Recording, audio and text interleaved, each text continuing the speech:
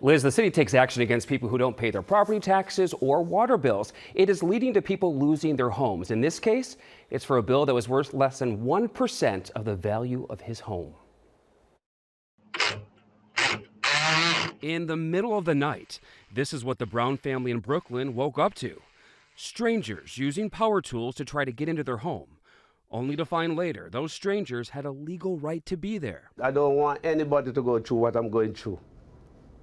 It's more than I can bear. Fillmore Brown bought his home back in 1996, worked 7 days a week for more than 2 decades to pay it off, only to learn it was sold out from under him. It's rough, it's tough. I cannot eat, I cannot drink, I cannot sleep, I cannot stay at the house. That was your American dream. That was my dream, only dream. Back in 2019, Brown had just finished paying off the mortgage, but says he didn't know he had an unpaid water bill for $5,000. Did you know that you had an outstanding water bill? No. If I did know, I would pay just as I paid the balance. Here's what happens in New York City with larger unpaid water and tax bills. The city sells the unpaid bills to what's called a trust, which is a group of investors. It's then up to those investors to collect the money with interest. If the balance isn't paid, the home can go into foreclosure and be bought at auction. That's what happened to Mr. Brown. It's stolen from me, and I need it back. The city says they sent numerous notices warning him of a pending lien, notices Mr. Brown says he did not receive.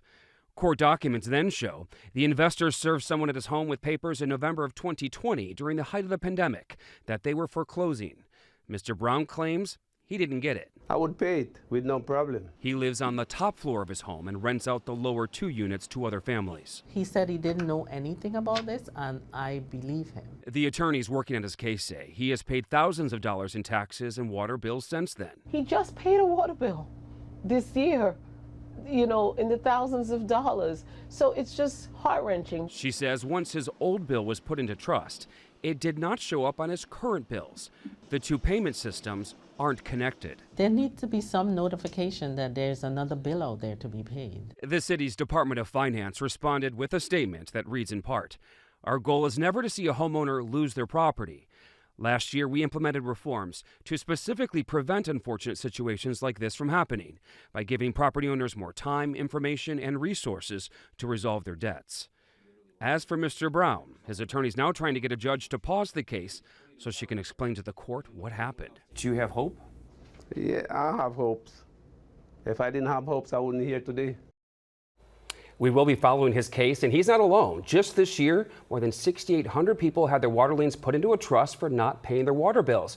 Our ABC data team found a majority of them live in minority neighborhoods. And Liz, some city council members are taking action. They're holding a rally outside of his home tomorrow. They want a public hearing to investigate what went wrong and a new bill passed to try to prevent something like this from happening again.